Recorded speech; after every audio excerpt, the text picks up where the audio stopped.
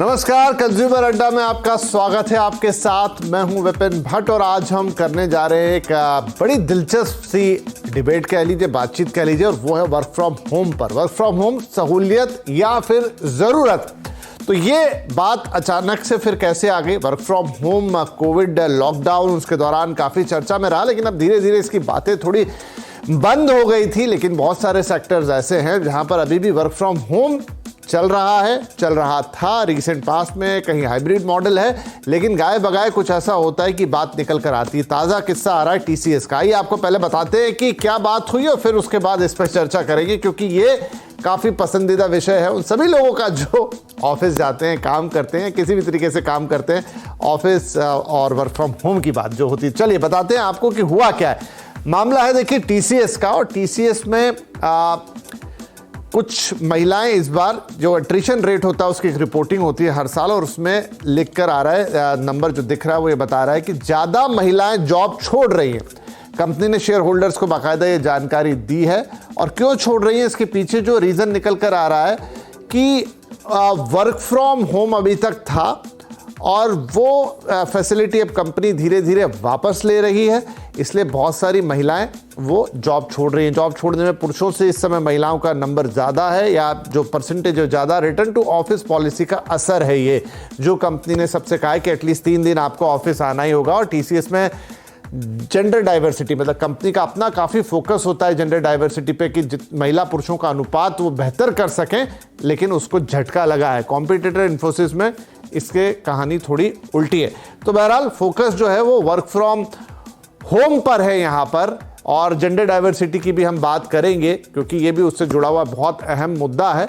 लेकिन मुख्य मुद्दा है कि वर्क फ्रॉम होम क्या सहूलियत है, क्या ज़रूरत है, मजबूरी है, क्या है। तो आइए चर्चा की शुरुआत करते हैं। हमारे साथ कार्यक्रम में जुड़ रहे हैं टीम लीज एडटेक की प्रेसिडेंट और को-फाउंडर नीति शर्मा, प्रोविटी इंडिया के एमडी अमित वडेरा साहब, और ग्लोबल हंट के एमडी सुनील गोयल। आप सभी का बहुत बहुत स्वागत है।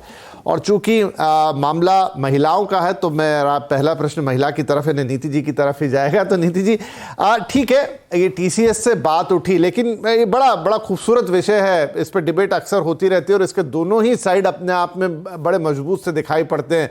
वर्क फ्रॉम होम जरूरत या सहूलियत, जैसा हमने आज नाम रखा है, बताइए आपके क्या विचार हैं इस पर?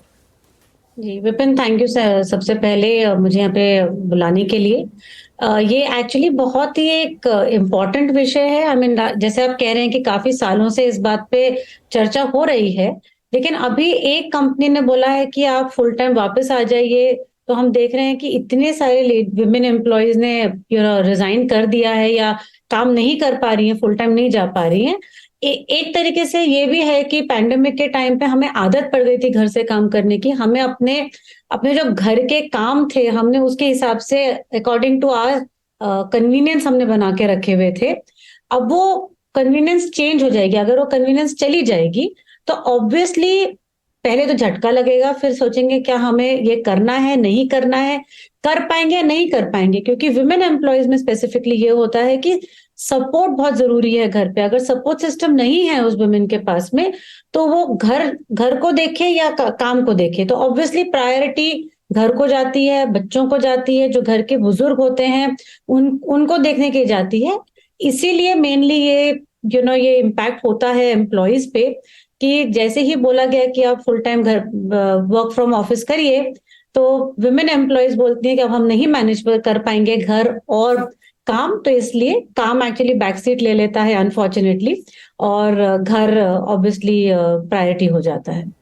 जी बिल्कुल। तो आज की डिबेट के दो हिस्से हैं। एक तो वर्क फ्रॉम होम अपने आप में है ही, और जब खासतौर पे बात महिलाओं की आ रही है तो सुनील साहब, अब महिलाएं, जैसा टीसीएस ने रिपोर्ट किया कि अचानक से महिला एट्रिशन बढ़ गया है। अगर हम थोड़ा पीछे चले जाएं वक्त में, तो क्या ये सिनारियो होता कि जो महिलाएं अब जॉब छोड़ रही हैं, अगर ये नॉर्मल टाइम होता वर्क फ्रॉम होम, तो हमने कोविड के बाद ये कंसेप्ट सुना जो इतने बड़े पैमाने पे शुरू हुआ, आईटी कंपनीज में होता था एक छोटा मोटा वो एक हद तक, लेकिन वो उस तरीके का नहीं था जैसे आज हम जानते हैं।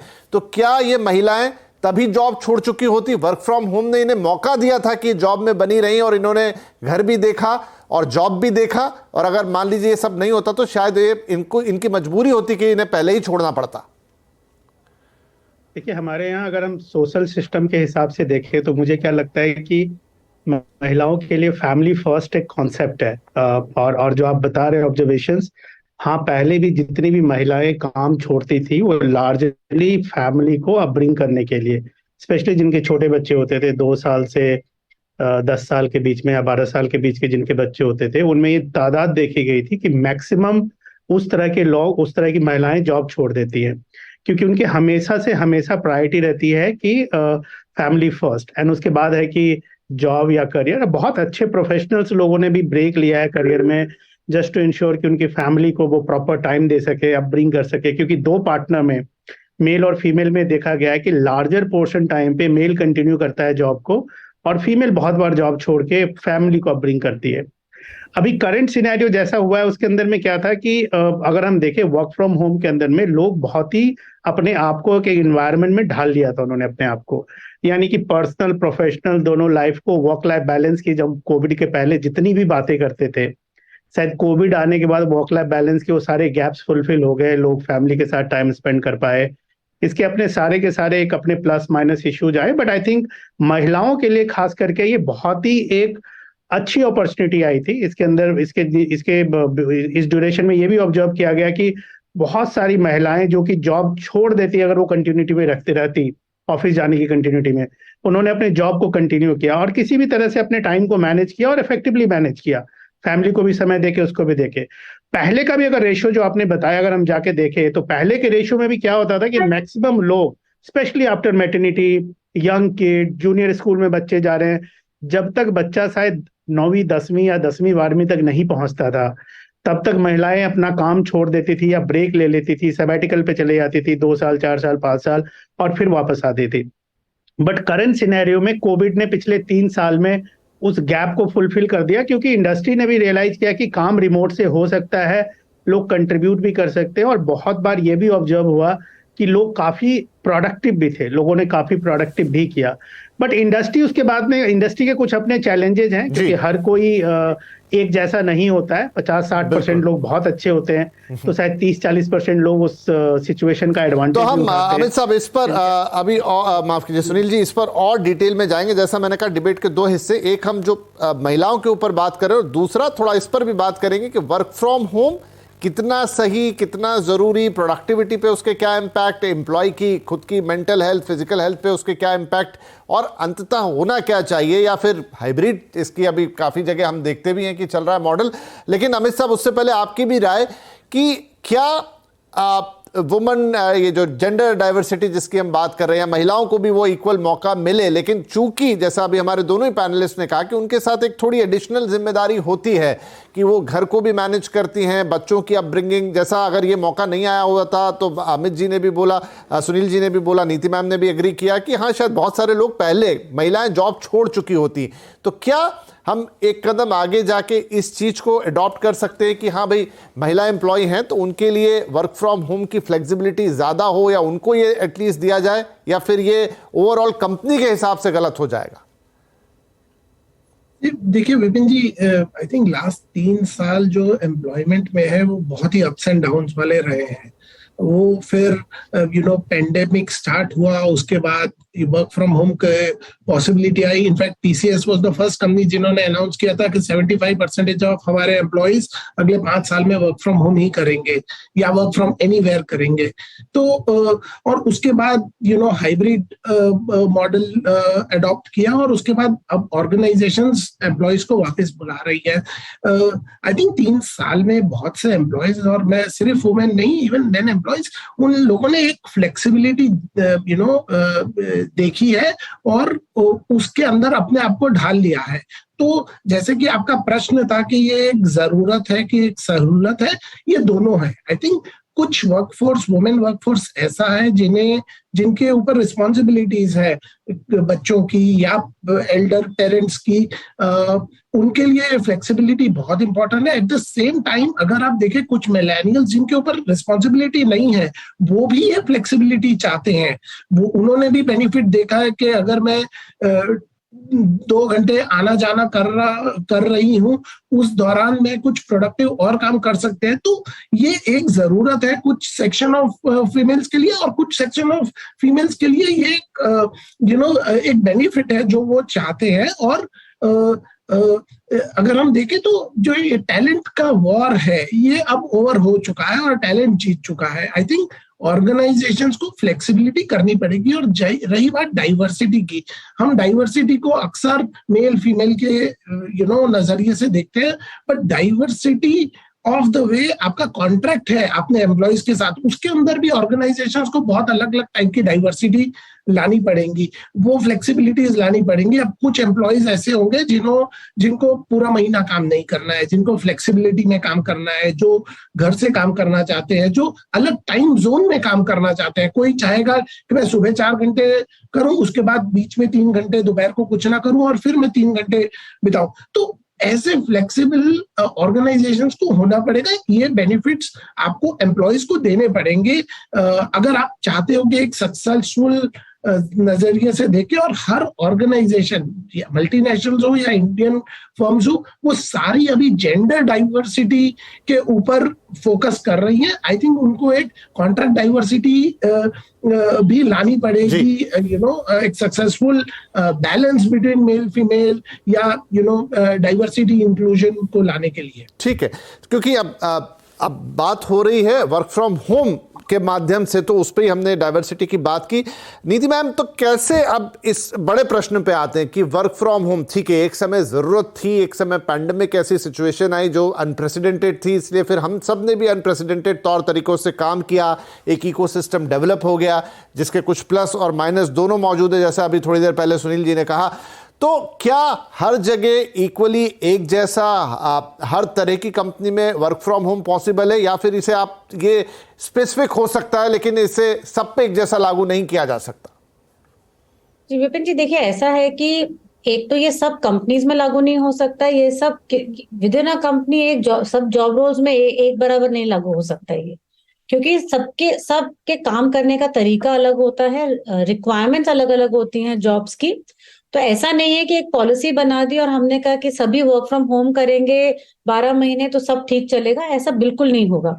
कुछ जॉब रोल्स कर सकते हैं, कुछ जॉब रोल्स नहीं कर सकते, और मेरे हिसाब से काफी हद तक जॉब रोल्स हाइब्रिड ही करना चाहिए, चाहेंगे भी आगे जाके।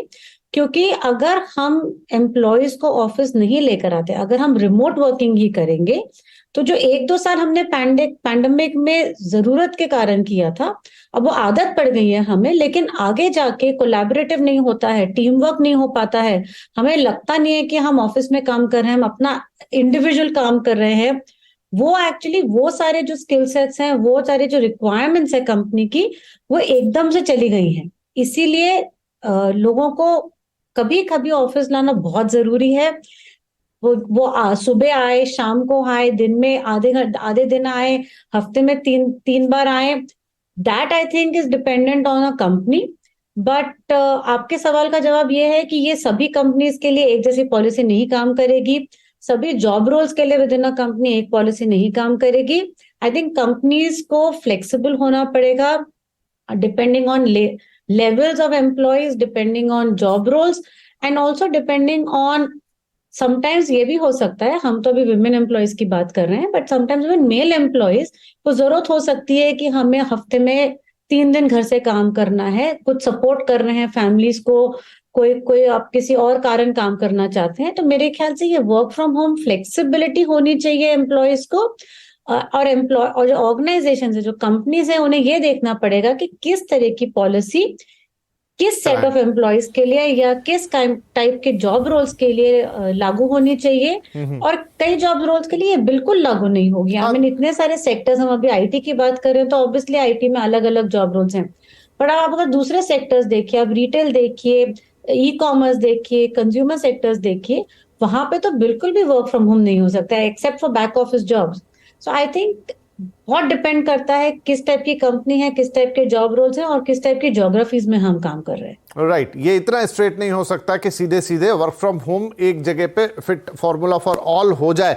गोयल साहब, जो मैं कुछ रिपोर्ट्स पढ़ रहा था उसमें दोनों तरह की बातें आ रही है। मतलब एक रिपोर्ट कह रही है कि 77% जो एम्प्लॉय हैं उनकी प्रोडक्टिविटी बढ़ गई जब उन्होंने रिमोटली काम किया। दूसरी, और ये सारी इंटरनेशनल रिपोर्ट्स ही हैं, और दूसरी रिपोर्ट कह रही है कि 70% एम्प्लॉय कम प्रोडक्टिव रहे उनके मुकाबले जिन्होंने ऑफिस जाके काम किया। तो ये मतलब दोनों तरफ का ही, और खुद एम्प्लॉइज के बहुत सारे वर्जन्स मैंने पढ़े। कुछ को लगता है कि नहीं ये तो बहुत अच्छा तरीका है, हमें घर पे थोड़ा मेंटल पीस मिलता है, आने जाने का जो समय है वो बच जाता है। कुछ का ये कहना है कि नहीं इससे तो मेरी लाइफ पूरी डिस्टर्ब है, मेरा एक पूरा, मुझे लगता है मैं उठता हूँ, काम करता हूँ, काम करते करते दिन खत्म होता है और वापस एक कमरे से दूसरे कमरे में जाता हूँ, सो जाता हूँ, तो मुझे तो ब्रेक ही नहीं मिलता। तो ये मतलब कोई क्लियर कट नहीं है, सबका अपना अपना अप्रोच है, इवन खुद एम्प्लॉइज तक का। देखिए, इस पे दो चीजें हैं। अगर आप हम सारे लोग यूनिवर्सिटी कॉलेजेस में गए हैं और अपने बच्चों को भी भेजते हैं, द इंटेंट उसका ये रहता है इंटरेक्शन और एक सोशल लर्निंग होती है वहाँ पे। तो उसी तरह एक वर्क है जिसमें एक सोशल लर्निंग है। जो हम प्रोडक्टिविटी का डिबेट कर रहे हैं, वो एक टाइम था जब लोगों को बाहर निकलना ही मतलब कुछ ना कुछ, वो एक हेल्थ क्राइम था एक्चुअली, बाहर निकलना घर से। तो वो वहां पे ऐसी चीज हुई कि जब आप घर के अंदर बंद है और आपको कुछ करने को नहीं है तो आप काम ही करोगे। आई मीन जनरली होता है, आप काम ही करोगे। बट स्लोली ग्रेजुअली अगर आप देखें तो 2020 में जो सिचुएशन थी और 2021 में जो सिचुएशन थी, वो स्लोली ग्रेजुअली 2022 हाफ के बाद काफी हद तक चेंज हो गई। इकोनॉमी में चेंज आया। अगर आप देखें तो दूसरा जो इम्पैक्ट है, इकोनॉमी में चेंज आया। कई कंट्री रिसेशन में चली गई हैं, बहुत जगह रिक्वायरमेंट रिड्यूस हुई है, मार्केट डायनेमिक्स चेंज हुए हैं।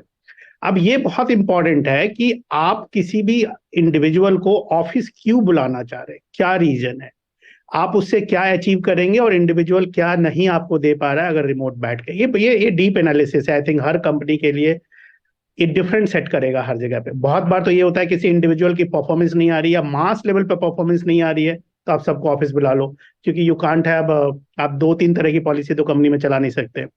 दूसरी बात ये होती है कि कंपनी को लगता है कि कोलैबोरेशन ही नहीं हो पा रहा है, इन द सेंस कि अगर मेरे को मीटिंग करनी है 9 बजे या 10 बजे, तो अब मुझे ढूंढना पड़ेगा कि कौन अवेलेबल है, कौन अवेलेबल नहीं है, क्योंकि कोई 10:30 लॉग इन करेगा, कोई 4 बजे लॉग आउट कर जा रहा है, कुछ ना कुछ। तो कोलैबोरेटिव अप्रोच रिड्यूस होता है।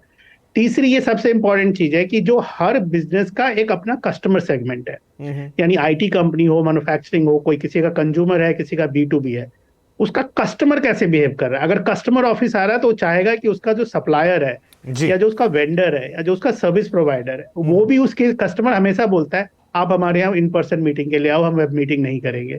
इन द सेंस ये पूरा इकोसिस्टम है। तो मुझे ये लगता है आज के डेट में कई बार जो नीड अराइज होती है कि वर्क फ्रॉम होम खत्म करने का एक ही रीजन हो सकता है, लोग मेल प्रैक्टिस कर रहे होंगे, मून लाइटिंग कर रहे होंगे, काम नहीं कर रहे होंगे। ये सिर्फ ये अकेला रीजन नहीं है। ये रीजन होते हैं 25-30%, 35% ये भी रीजन होते हैं।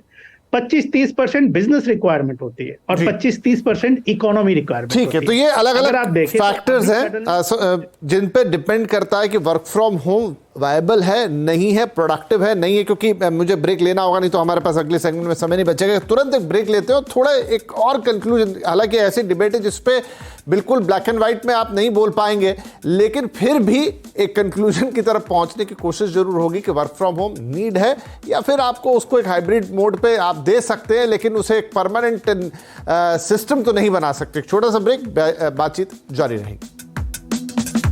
आज इस पर बड़ी दिलचस्प बातचीत हो रही है, समय कम रहेगा, इसलिए चलिए फटाफट इस बातचीत को आगे बढ़ाते हैं। कुछ मेरे ख्याल से आधे घंटे में बात पूरी हो नहीं सकती, थोड़ा और समय होता तो बहुत अच्छा होता। बहरहाल अमित साहब, अब ड्यूरिंग द ब्रेक मैंने एक अमेरिकन साइकेट्रिक एसोसिएशन का एक वर्क फ्रॉम होम पर डिटेल्ड वो देखा, तो पूरा तो नहीं मैं, लेकिन एक कोट उनका बताता हूँ। वो जिक्र कर रहे हैं कि they experience negative mental health impact including isolation, loneliness, difficult getting away from the work at end of the day। मतलब ये बता रहे हैं कि एक व्यक्ति जो वर्क फ्रॉम होम कर रहा है उसका उन्होंने एक साइको एनालिसिस किया और ये निष्कर्ष उसका निकाला।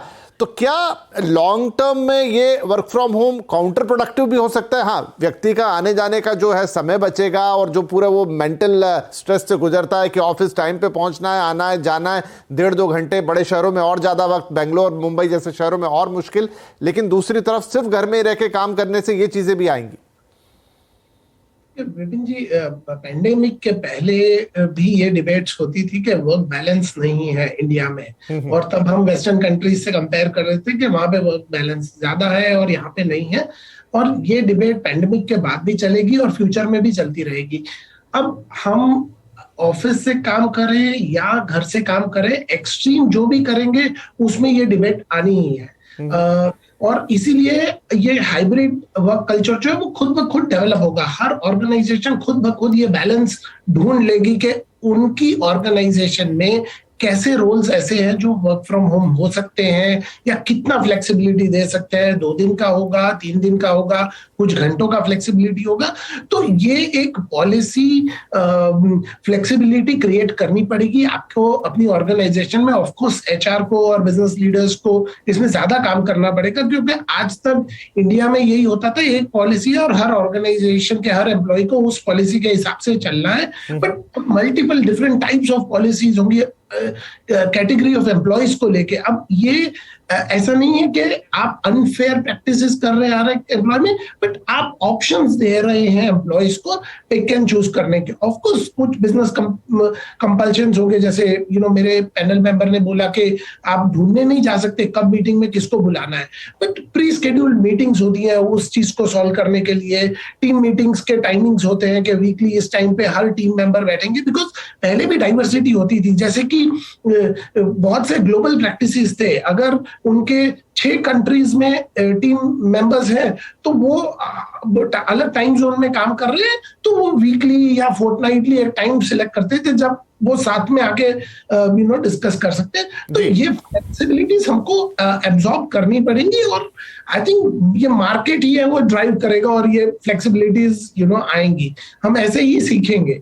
ठीक है Niti ji, last comment 30 second hardly I have, कि क्या फ्यूचर हाइब्रिड वर्क मॉडल का ही जहां पर वर्क लाइफ बैलेंस, फ्लेक्सिबिलिटी, तमाम मतलब दोनों के लिए विन विन सिचुएशन, ऑर्गेनाइजेशन के लिए भी और एम्प्लॉय के लिए भी, क्या आगे चलते हुए मैक्सिमम जहां पॉसिबल है हम उसी तरह के वर्क मॉडल देखेंगे? जी बिल्कुल, आई थिंक हाइब्रिड ही आगे जाके काम करेगा सबके लिए। कोलैबोरेटिव वर्किंग बहुत जरूरी होती है।